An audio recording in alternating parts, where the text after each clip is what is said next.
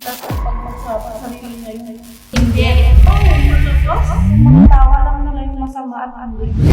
Para ma-manage yung Tama. Parang hindi naman yan. Kunwari leader ako, porque leader ako para sa akin. Hindi para sa atin lahat. Ganun yung mindset ko. Yung mindset niya, ayaw niya may leader sa grupo. Ano yun? Paano yun? Kaya tingin niya sa akin, bida-bida, paawa. Wow, paawa. Hindi nga siya naawa sa akin, ginaganon-ganon niya ako. Matapos ko siyang tulungan, dumami yung followers niya. Sinabihan niya akong bida-bida, paawa ito. Galing. Plastic. Ang plastic pag-uusapan, sarili niya yun. Hindi na lang napansin. Sinabihan ko.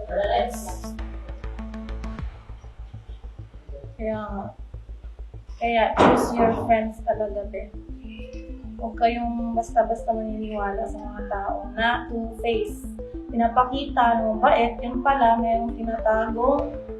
Alam nyo Hindi. na. Ay, ganda na na. Rhyme yun na. Ano yun? Kala mo mabait pero may tinatagong Hindi. Pero kahit ganun yung nagawa niya, huwag tayong gaganti. Huwag tayong gaganti. Nandun naman si Lord. Let them realize na lang. Don't revenge, let them realize. Ulo ko. Gusto mo ganyan. Eto, may galit sa akin yung nag-straight ng buhok ko. Nakikurious nga din ako, what if tayo din, ginawa ng kwento sa labas? Ay, sikat ka niyan. Sikat ka niyan, Biway, naunsa. What if Ay, sinama ay, kami, oo, di ba? Possible kasi nga binoto pa. Binoto natin. Siya. Anong magagawa nga? Yun yung nakikita natin.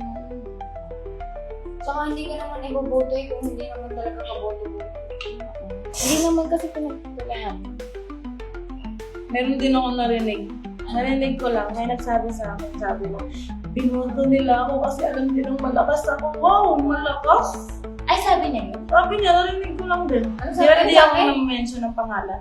Sabi niya, pinagtulungan nila akong iboto kasi alam nilang malakas ako. Uy, boses lang malakas sa'yo, be. Hindi ka malakas, hindi kami natatakot. Kasi meron tayong tiwala sa sarili natin. Akala niya, binoto siya kasi malakas siya. Akala niya, Hindi, gusto siyang palabasin kasi malakas siya. Hindi. Binoto siya dahil sa attitude niya na pinakita niya dito sa loob. Tsaka nagde-depende siya sa followers ko. Ha? Kung siguro masamang ugali yung pinakita ko dito, malamang yung followers ko, hindi ako tutulungan. Hindi nila ako susuportahan. Siya kasi, kahit okay lang yung followers mo, kung nagpakita ka ng magandang loob sa mga tao, ay tutulungan ka niyan.